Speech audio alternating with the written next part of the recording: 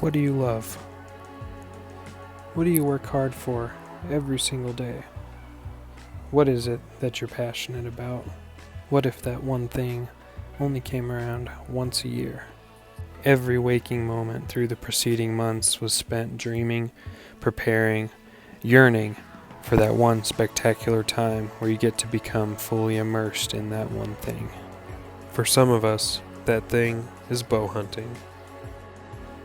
More than a hobby, a pastime, a sport, it's a lifestyle, one that must be honed and perfected every single day. The landscapes of the West will make you feel small, weak, and at home. Welcome to the long season. Today is August 15th, 2019. We are on our way to hunt the opener of Colorado Archery antelope. Crazy how fast this year has gone, but we are on the way. Hopefully going to get into some more bucks than we did last year. I burned 5 points to hunt a limited entry unit. We got about an hour and a half of driving to get there, and it'll be hunting time. First hunt of the season. I am pumped. Let's do this. Every year, I look forward to hunting antelope with a bow. There's nothing quite like it. There's a lot of animals that you get to see, and most of your time spent is figuring out how to get a stock rather than trying to locate them. For this reason, it's great practice and a good warm-up for all the other hunts to come.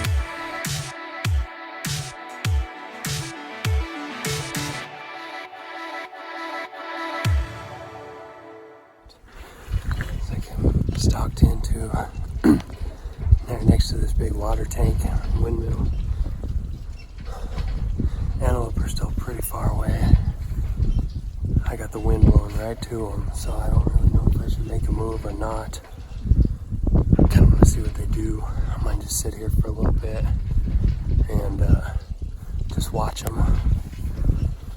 First stock.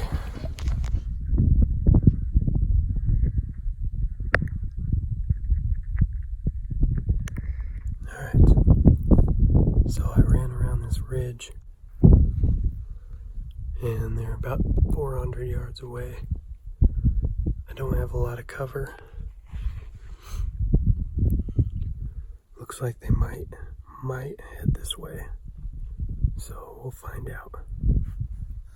They didn't head towards me, they just stayed bedded, so after receiving a tip from a local, I went to check out a new spot. I ended up finding 2 bucks, but they were bedded on private land, so I couldn't quite go after them.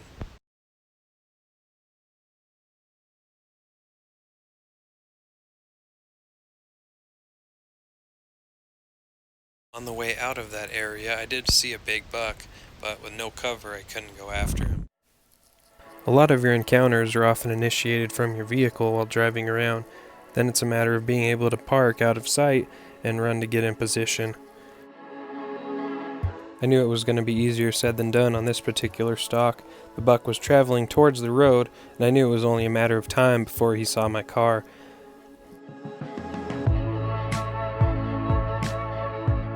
I just had that big buck run by me at 30 yards. As soon as he saw the damn car, he started to run and didn't give me a chance. Man, that was close.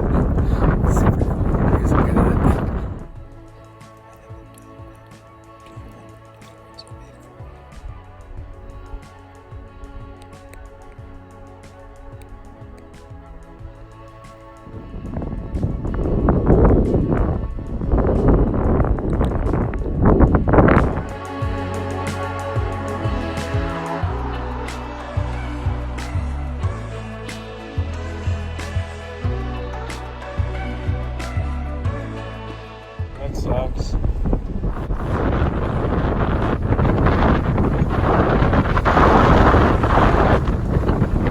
It's windy. Yeah, another blown stock. 178 yards away this time. Damn. Oh man. Oh. Second weekend for antelope with the bow, hunting a limited entry unit. Last stop before we hit the grasslands. I was messing around with my sight tape last night. I was consistently hitting, I don't know, about 2 to 3 yards off on my tape. So I made some adjustments and should be able to double check that right here before it gets dark. Update you when we get to camp. All right, just got to camp, doing some shooting. Got a nice sunset. Pulled up and there was like 20 antelope out there in the field. Here's my new sight tape. 83 yards. I've got a left to right wind. I'm pretty stoked with that.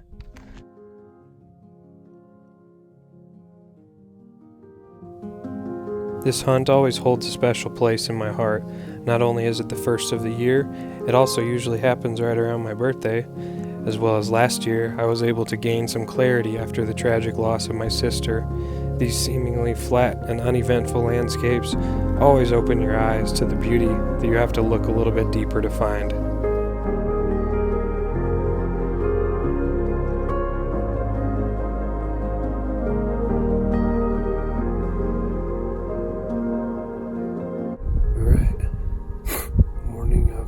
Day one birthday hunt. I'm 30 years old today. Pretty crazy, pretty old.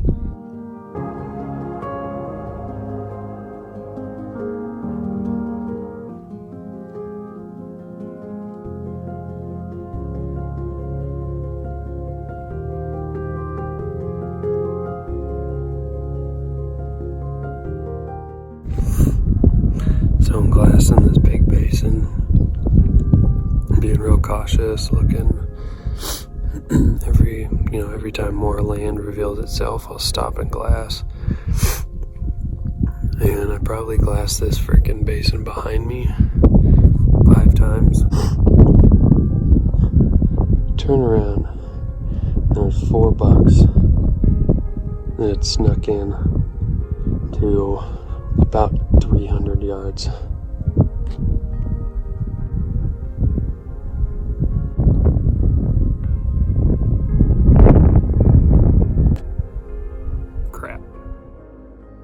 Being out here amongst these cuts and coulees almost made me feel like I was in a time machine, going back to the time the Native Americans probably used to hunt these landscapes.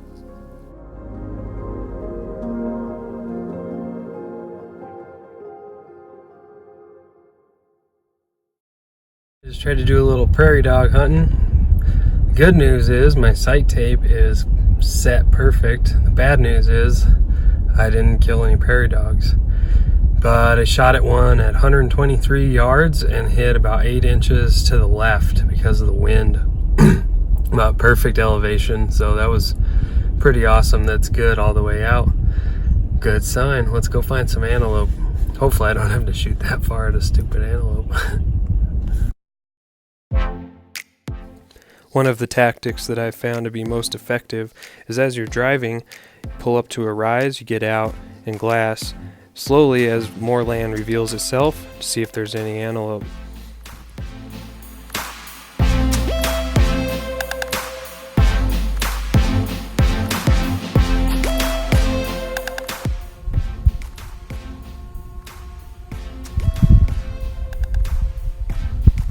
So I was just waiting for a map to download for a different area and I decided to shoot a little bit. Here is my group at 110 yards.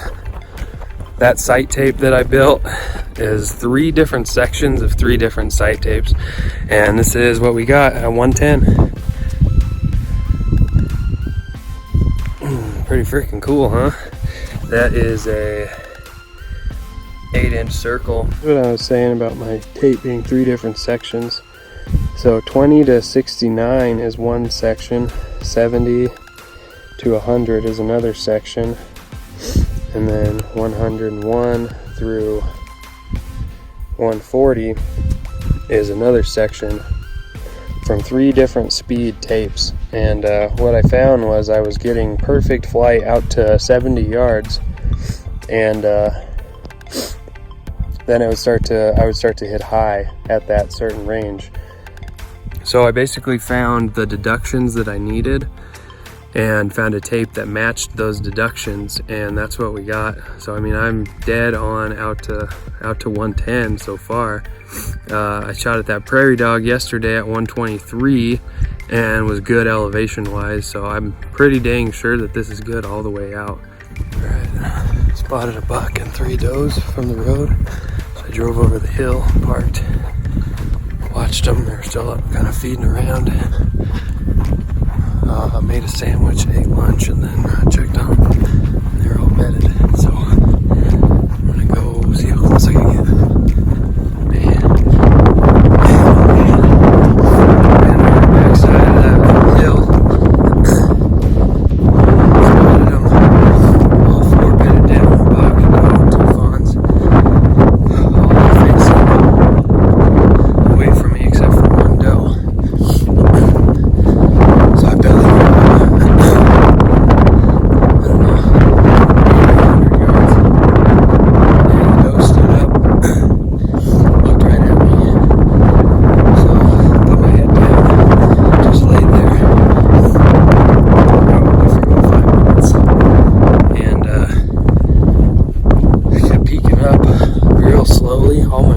Super slow, but every time the wind would blow hard, I'd see what she was doing. So I got her to calm down and start feeding, and then she bedded down facing away from me. The buck was about 50 yards to her left, and I was directly behind him. So I kept crawling, slide my bow up a couple feet, then inch my way forward. There was literally nothing but some little tiny 8-inch tall bushes pretty much the whole way. So I was on my stomach crawling, kind of go around the cactus whenever there gets something to be in your way, all the while staying perfectly low.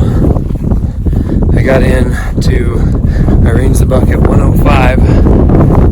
He was still bedded, and I was just thinking, man, if he stood up, I could get a good range, and then I'd be set. So I kept crawling nice and slow, and eventually he did stand up. I ranged him at 99. He got a fair away from me. Last I ranged him at 104, and then he bed down. So I kept going.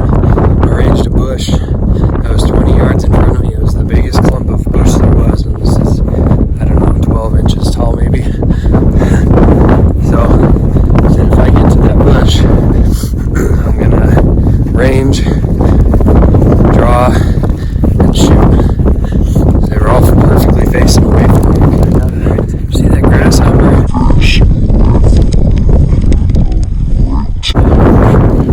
Could have gotten right to my knees after I had ranged. Pretty much one fluid movement, kneeling, drawing, and shooting. Probably take about 5 seconds. But one of the fawns got up. And bedded facing, basically perpendicular to the rest of them. Sure, that little asshole spotted me, and they got up. Didn't know what I was, so the fawns and the doe got up, started feeding to my left. They ended up walking up to about 42 yards of me, and the doe looked down the hill. I think she hit my scent cone and looked it.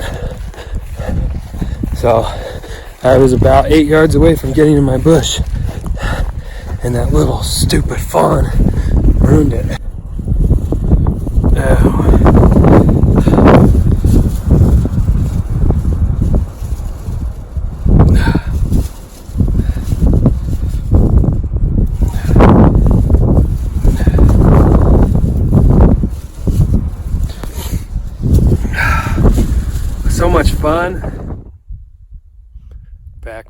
final round for me. Dad came to try to shoot a doe. We're gonna camp up on the cliffs by the windmill. This spot was awesome. This windmill kind of just made you feel like it was your home base. You can see for miles from the top, and it also kept you out of the wind a little bit with those cliffs. I got my first full draw on a group of antelope. Spotted them from way far away up at camp. Waited till they dropped into these coulees, and I sprinted down the hill through the wide open to get in here. Got in, jogged around, spotted one up this cut behind me. So I got down, started crawling, plenty of cover. What a great thing comparatively. Holy smokes. But the one moved up a cut. I thought it went up behind the hill, not just a cut. I got up to my knees and he saw me move and he kind of bounded up the hill. And I didn't know that the other two were behind him. So they went up the hill, went up, peeked my head up, saw they were stopped at the top, ranged 67 yards, set my sight, get to full draw, stand up, and as soon as I get my pin near him, they all took off, stopped at 170. I started taking a few steps, cranked my sight all the way down, and just counted my steps. 169, 168, 167, 166, 165, and then they took off. Man, that was cool. That was the stock that I've been waiting for. Really hard to get down here. Man, it's 97 degrees, but perfect conditions otherwise. If I wouldn't have made that one tiny mistake of not watching and double checking that he was out of my sight before I moved, oh, that big buck would have fed right in front of me. Damn, that was worth it. That almost made my season. If I don't kill one, that was awesome. Holy smokes, that was cool. Now I gotta walk about 2 miles to get back to the truck. Oh man, I'm pumped now.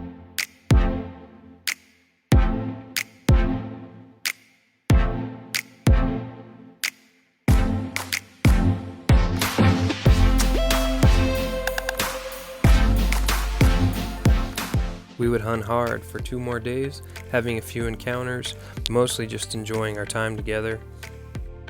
No one ever said bow hunting for antelope is the most efficient way to get one on the ground, but to me, there's nothing quite like it, and I don't know that I would ever hunt one with a rifle.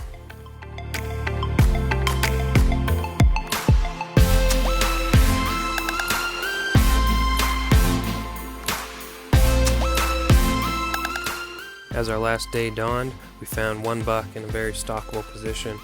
I got to within 120 yards before he changed the direction he was traveling, eventually spotting me.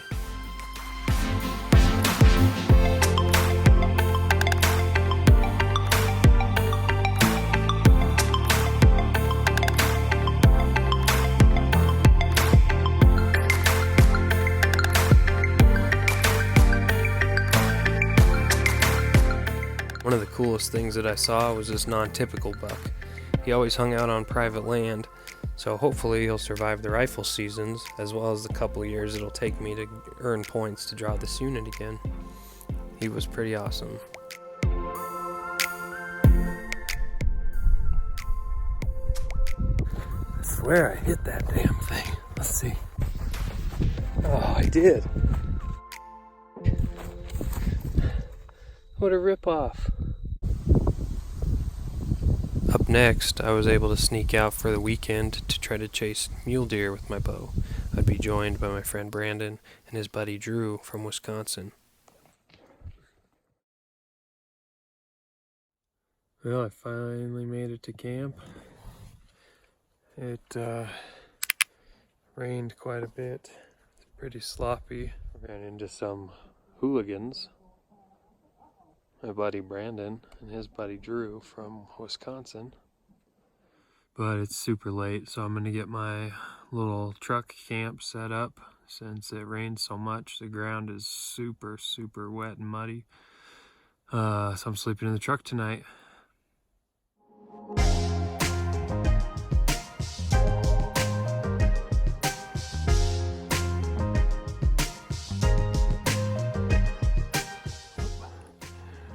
Making our way up this big mountain right now.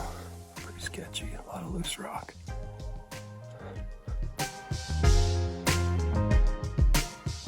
This trip really reminded me that hunting is about so much more than filling a tag.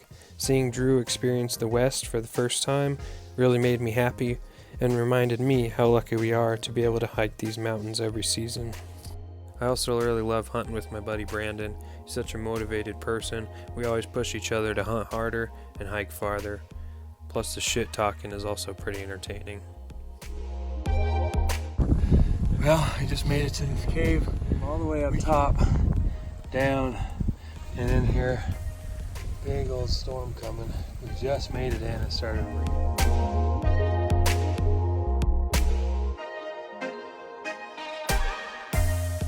The weekend was uneventful as far as encounters, but my expectations were set pretty low, seeing as I only had 2 days to get it done. And with that, the seasons were changing. It was now all eyes on my elk tag.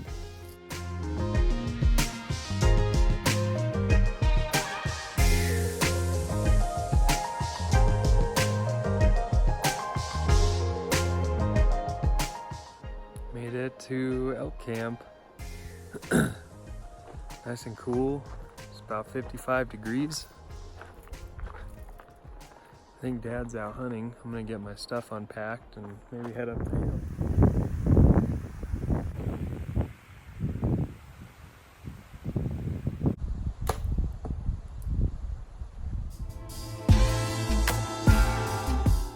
First evening, I put on a couple miles, got my lungs used to the altitude, and even saw an elk.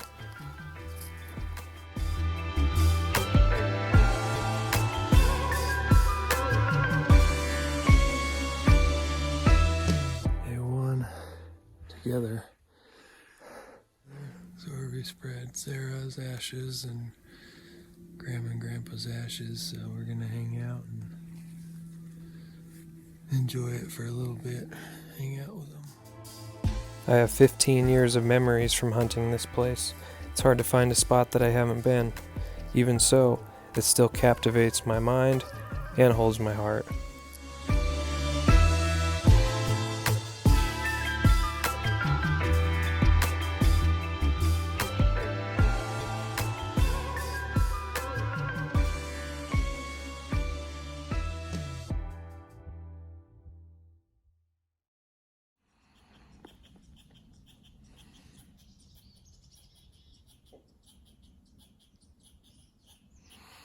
So this morning, I wanted to start the truck up, let the batteries charge a little bit. Truck wouldn't start. So we figured we'd address that later. And we were gonna go into town and get some stuff and do some laundry and shower, and 400 batteries dead. So now we're all dead. Batteries dead. Both batteries are dead for the truck. 400 batteries dead. So now we're sitting and waiting for someone to come give us a jump. Today's probably pretty shot, but we might be able to sneak out this afternoon. We'll see. Well, our rescue got lost. Went back to town. So we got another person coming. I don't really want to sit around and wait since I have a limited amount of days to hunt. So I'm gonna go drop down in the bottom and see what I can find. Probably hunt till tonight. Found a bugle last night. See if I can get on him. Otherwise, I'll just get down in there, see what's going on. Made my way down to the bottom, stopped by the spot from where I shot my bull last year, and then was on my way to sit in glass. After glassing for a while and taking a short nap, I made my way back into the timber to sit and bugle, and I bugled a lot before finally getting a response. I knew this bull was by himself, so I was going to try to pique his curiosity to come check out these new elk.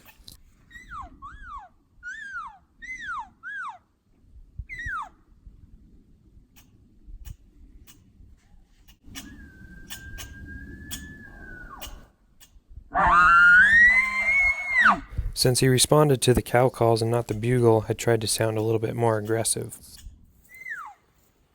I made my way towards him, being sure to keep my eyes up and not be too quiet. I knew since he was above me, he probably felt like he had the upper hand, but just in case he approached, I wanted to be ready.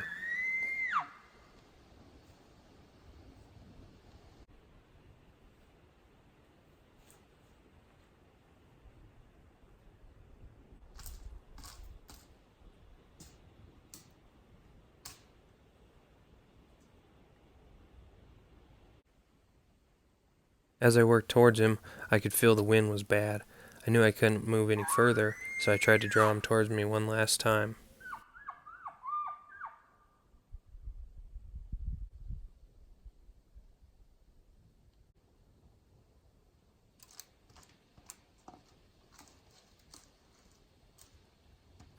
Finally, I decided to retreat and work my way back around to where I had the wind in my favor.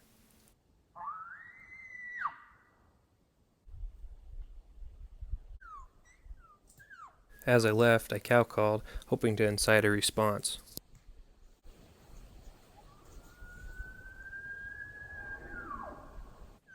It worked, and he even sounds a little more frustrated. I worked my way around, climbing up the super steep mountain across from him. I got to a point where I couldn't go any further without exposing myself, and I could see the bull. There was a steep canyon separating the two of us, with about 100 yards in between. I finally saw him head up the hill and away from me. He wasn't spooked, he just wasn't going to come in, and I wasn't going to be able to go to him.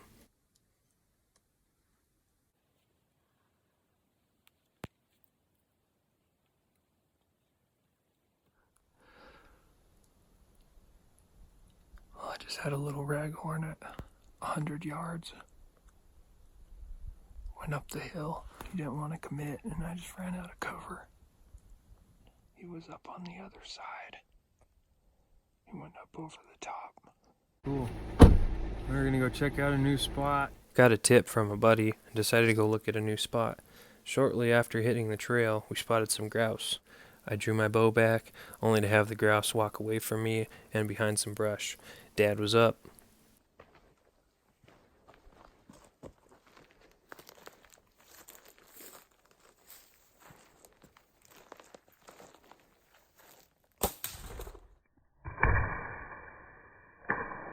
You can't miss by much less than that.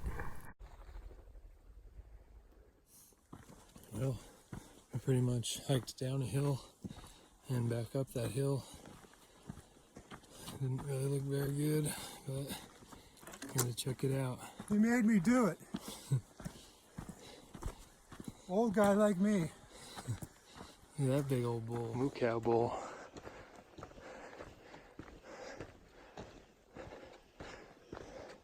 And there's the car. We made it. Over the next few days, we hiked our butts off, covered all kinds of country, going up super steep mountains, making big loops, and whatever it took to figure out where these elk were hiding.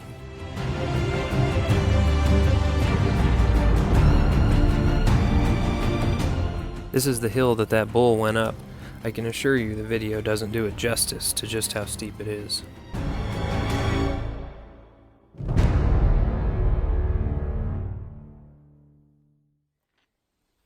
One of our loops brought us to the old irrigation ditch that I shot my first bull on.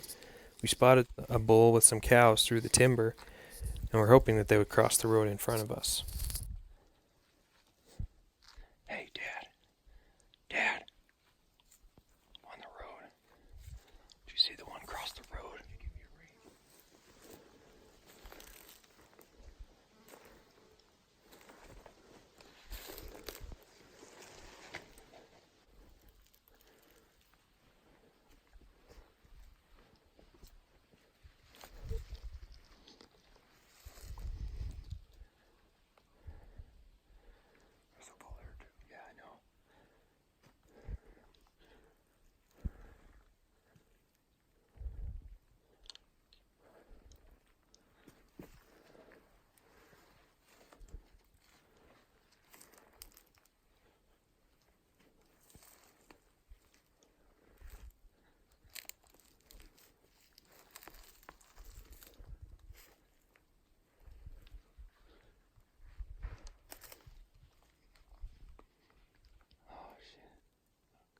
Although the bull ran across the road, we're pretty sure they weren't spooked, because we ran into them 2 more times within 100 yards.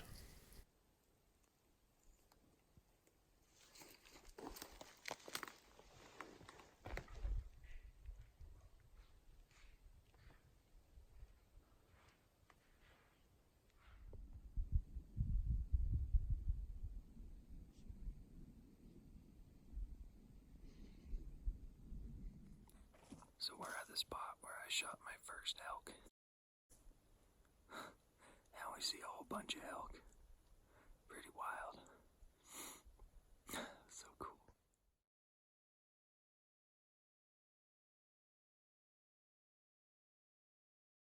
Something seems to happen when you allow yourself to slow down and simply sit in the silence of the forest. You see things that normally you'd pass right by. It's so cool to just be able to be immersed in one single goal, to appreciate the wilderness and your time spent there. I had no problem getting into archery range of these cattle. They're pretty dumb though.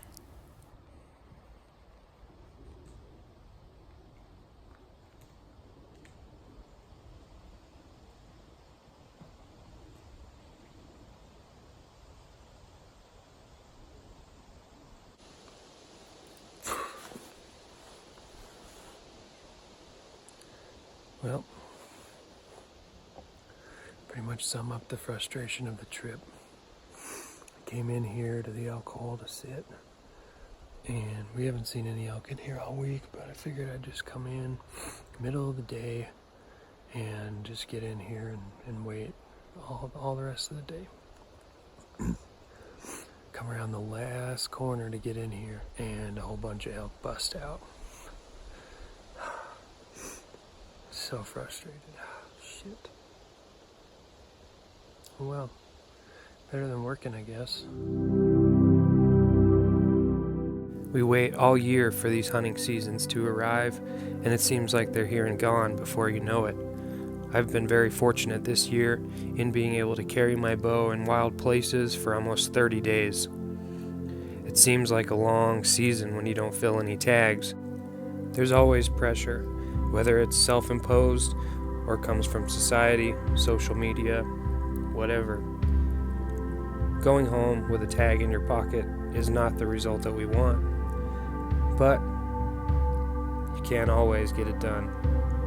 I guess I'm making this video to remind myself of all the great memories that I've experienced this season. I was able to spend almost a full month hunting with my bow, the one thing that I am truly the most passionate about.